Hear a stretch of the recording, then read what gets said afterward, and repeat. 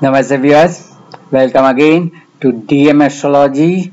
Here we are going to speak about the Taurus Ascendant. We have started already the series of Taurus Ascendant. We have seen in the first house how it is going to give result. Here we are going to see how it is going to give the second house. So Sun in the second house in Taurus Ascendant we are going to discuss it. Now moving ahead to the second house.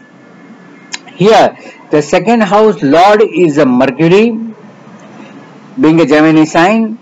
Ascendant lord is a Venus, is very comfortable with the Venus, is a close friend with the Mercury and Venus. But the third force which is entered by this is the Sun, not so favorable with either Mercury or not with the Venus. What happened that with Mercury it's having a moderate relationship, it's a neutral relationship. Sun never make a friend to the Mercury, and for Mercury it's a friend.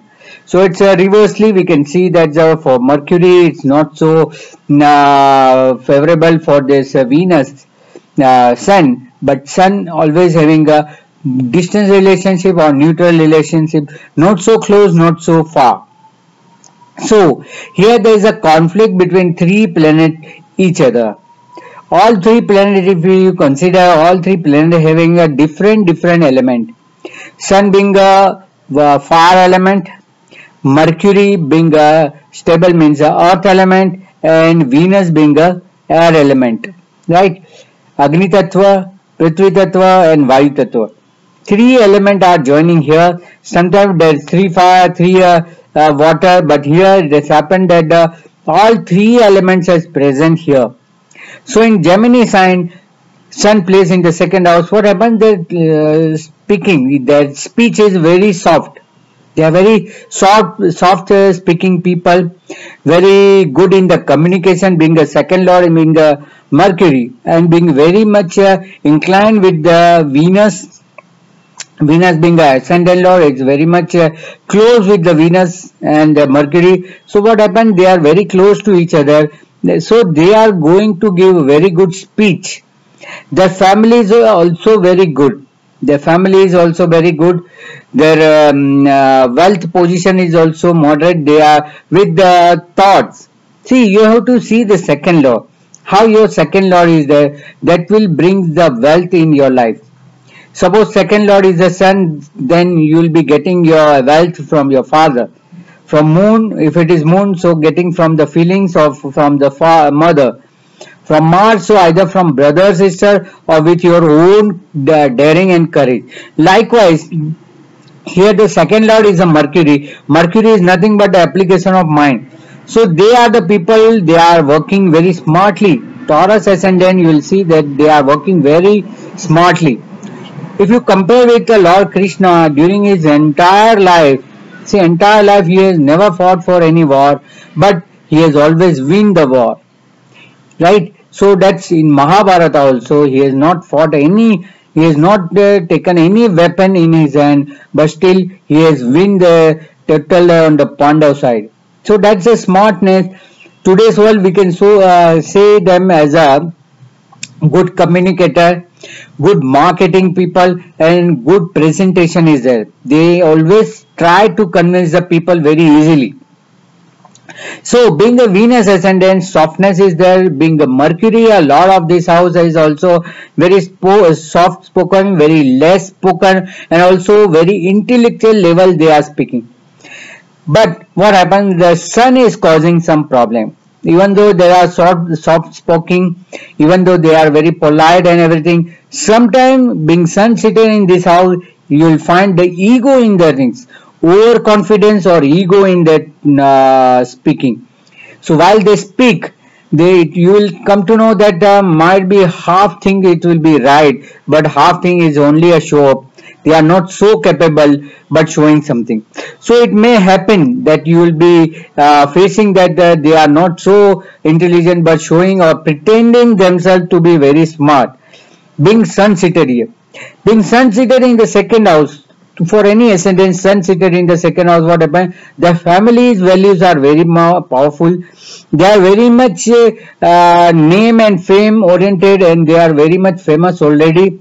Their parents, their forefather having some name, done something for the society or something, charity or social, so that they are very much famous.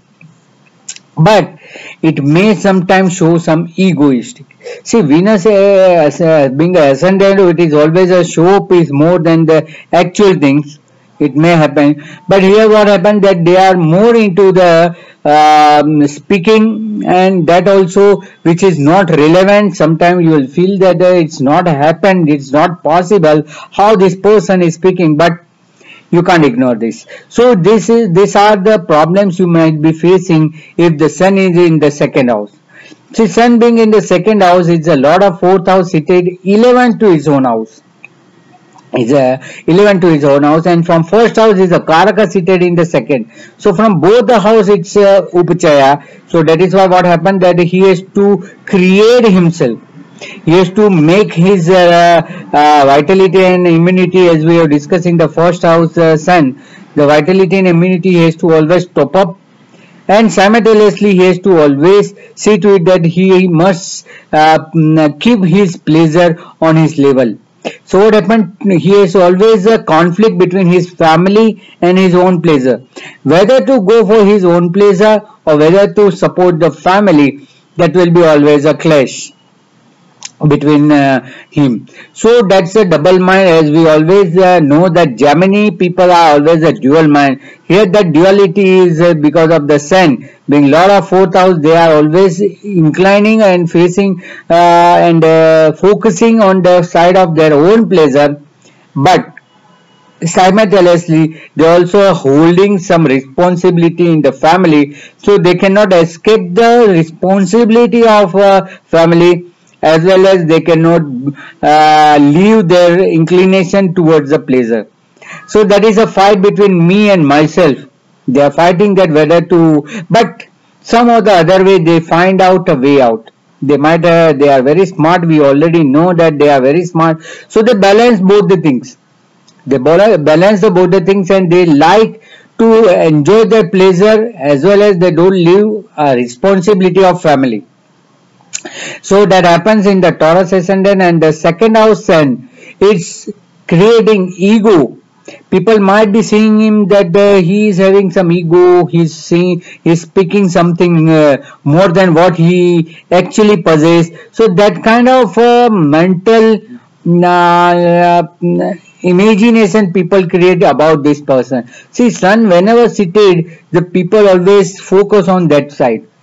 In which of your house, this is also a rule one can note down, that of which of your house the sun is placed, that house is always catering to the world. Everything come in the surface of the world, so everybody is seeing. If your sun is in first house, everybody is focusing on your face. Everybody see that how is looking, how is appearing. Second house means people always judge you because of your tongue, because of your speech, and because of your family values, sanskara, sacrament, right? This is also house of sacrament. So they always compare you with your parents, your ancestor. Your ancestors are like that, your ancestors are like that, why you are not doing this, why you are... So they are also comparing. If sun is in the seventh house, you are exposed to the public. You are always in the social or political circle, or all your relationship which you like to hide, all your extramarital affairs or anything which you like to conceal or seal from the public will come to know. So in whichever the house the sun is placed, it will always create this problem that it will not hide anything, everything come into the surface. So here, being seated in the second house is also expose your fear also, being it's aspected in the seventh aspect to the eighth house. It always reveals some of your fear also. That inner fear which you might have, you always focus on your fear because it's your sun in the second house aspecting the eighth house. So always having fear about the life events, or sometimes it will be a fear of unseen name, fame, recognition of your family, whether you will be able to keep the name, fame of your reputation of your family or not. So that kind of a fear always being there in the first house. While in the second house, while in the first house, Sun is aspecting seventh house, they always try to control the mind of the opposite person, but here they are always focusing on the fear of their things. So Sun being in the second house, it is also a moderate, not so favorable, but it's very good to show your wealth. It is very good to show the family values of your ancestrals. You can show whatever you purchased, the sacrament, sanskar you got from your forefather. You can also show by way of a smartness how intellectual you are, and you can able to make the people convince. That convincing power is always because of the Mercury. It 50% support with the seated Sun. See, it's a neutral. Neutral means 50% agree, 50% not agree. So 50% by default what he agree, the Sun will always give the good result. But what rest 50% he try but he will not succeed. But Venus, in the Ascendant law, is very favorable with the seated second house Lord Mercury. He will push always. He will push his body, he will push always his mind towards these things about smartness, presentation, how he speak, how the people feel, how his families are there. So all these things he is very much conscious. But only Sun is that highlight, focus more than what is required. He'll try to focus more what is not actually required. So that kind of problem you might be facing. So by this we have learned that how the Sun is in the second house, exploring all your family values, all your wealth, all your thoughts, sacrament, all your mind, application of mind, all these things. And during this all transformation, all the relationship wise you are performing with others, how it's going to give the result. So here with we have seen that Sun will be 50% favorable in this house and showing your inner fear. So you have to find a way of coming out of here. If you are lucky to get the Mercury Dasha, Venus Dasha and Sun Dasha, then it will be a very powerful that you are going to get all this result in your life. So that's your Dasha system, what it supports and how it works. So here with we complete this lesson of Sun being in the second house in the Taurus Ascendant. In the next lecture we are going to see Sun in the third house, Taurus Ascendant. So here with I end this series lecture. Thank you very much for listening. For any query, any consultation, you can contact me in dmastrology1@gmail.com, and you can always see my Facebook page DM Astrology. You can touch with me in the Facebook or Facebook page. That also a place whereby I sharing so many knowledge. So thank you very much viewers for listening this series and motivating me. Do subscribe. It's not, if you are not subscribed yet, do like my videos and share my videos. Once again, thank you very much.